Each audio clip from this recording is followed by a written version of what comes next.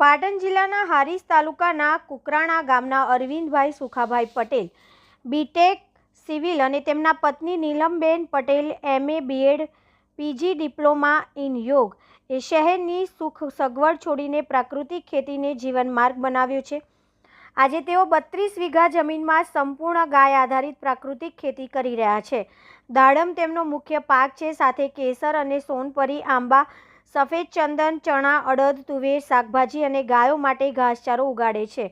છેલ્લા 9 વર્ષથી સતત પ્રાકૃતિક ખેતી કરતા તેઓ માત્ર આર્થિક રીતે જ નહીં, ગુણવત્તાસભર અને પોષક ઉત્પાદન માટે પણ ઓળખાય છે।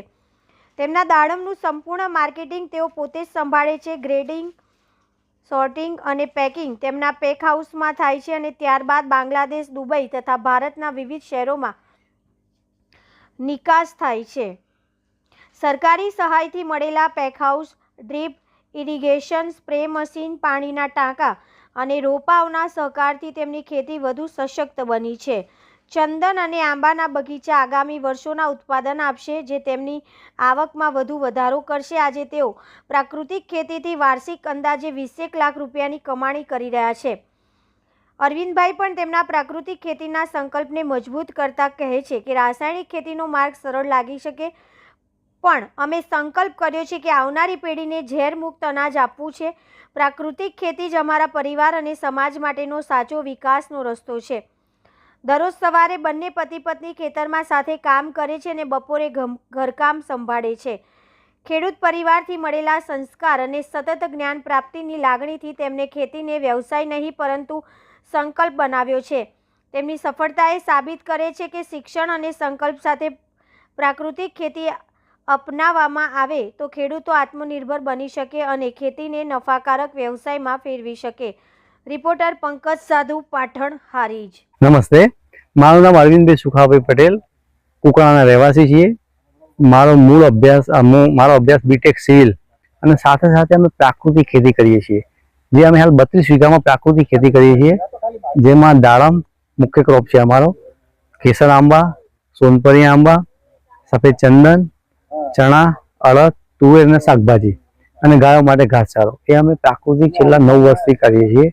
અને પ્રાકૃતિક ખેતી કરવાથી આર્થિક બી ઘણો બધો ફાયદો થાય અને એનું જે બી ઉત્પાદન આવે એ બી સારી ન્યુટ્રિશન વેલ્યુ વાળું આવે, એટલે અમને બજાર ભાવમાં બી સારું વળતર મળે।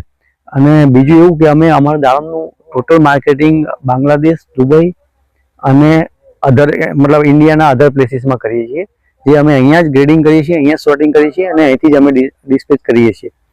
અને ચંદન 2 વર્ષથી અમે ચંદન ને આંબાનું વાવેતર કરેલું છે, જેમાં હજી માલ આવવાની શરૂઆત નથી થઈ, પણ 2 વર્ષમાં એ બી એનું ઉત્પાદન ચાલુ થઈ જશે।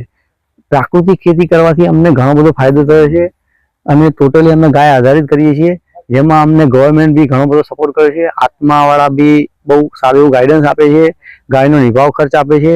આમાં બાગાયતમાં બી બાગાયતે આપણને પેક હાઉસ આપ્યું છે, સ્પ્રે મશીનમાં બી અમને સપોર્ટ કરેલો છે, ડ્રીપ ઇરિગેશનમાં બી સહાય મળેલી છે સરકાર તરફથી, પાણીના ટાંકા છે એમાં બી અમને સહાય મળેલી છે, અને જે બી અમે પ્લાન્ટ લાવ્યા છીએ એમાં બી ગવર્મેન્ટ તરફથી સારી સહાય મળેલી છે। એટલે ખેતી કરવામાં ગવર્મેન્ટનો ઘણો સહકાર રહેલો છે, જેથી ખેડૂતોને ઘણો ફાયદો થયો છે અને ભવિષ્યમાં બી આવો સહકાર મળે તો ખેડૂતોનું ઘણું બધું પ્રોગ્રેસ થઈ શકે। આભાર। નમસ્તે, મારું નામ પટેલ નીલમ અરવિંદભાઈ પટેલ। હું MA BEd છું, સાથે સાથે મેં PG ડિપ્લોમા યોગમાં નિષ્ણાત થયેલી છું। મારે પાટણમાં જોબ હતી અને હું આયુર્વેદિક હોસ્પિટલમાં હતી, તે જોબ છોડી અને હું અહીંયા મારી ખેતી સંભાળવા માંડી છું।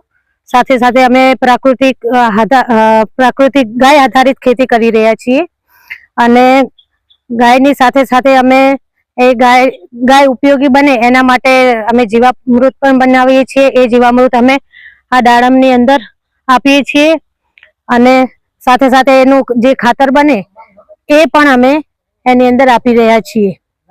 અને જે ગાયનું ગૌમૂત્ર હોય એ અમે જીવામૃતમાં ઉપયોગ કરી અને છોડમાં ઉપયોગ કરીએ છીએ।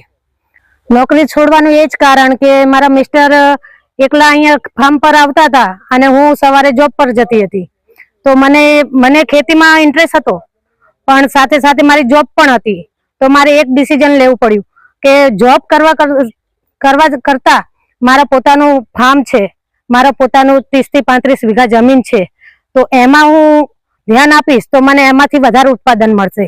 મારી જોબ કરતા આ રહ્યું આગળ જતું હતું, તો એના કારણે મેં મારી જોબ છોડી અને મને ખેતીમાં તો ઇન્ટરેસ્ટ નાનપણથી હતો અને એક હું ખેડૂતની દીકરી પણ હતી, તો સાથે સાથે થોડું ઘણું નોલેજ તો હતું જ, પણ બીજું નોલેજ આવી રીતે 1-2 વર્ષમાં લઈ લીધું કે ખેતરમાં આવતા થયા અને સાથે સાથે નોલેજ પણ લેતા ગયા અને નોલેજ લઈ અને આ બધું વિકસાયું છે અને થોડું થોડું ડેવલપ કરતા ગયા. અને અમે બંને પતિ પત્ની આ જ રીતે બંને સવારે આવી અને ખેતીનું કામ કરીએ છીએ અને બપોરે ઘરે જઈ અને ઘરનું કામ કરીએ છીએ. બસ આ રીતે રોજ રૂટીન હોય છે અમારું.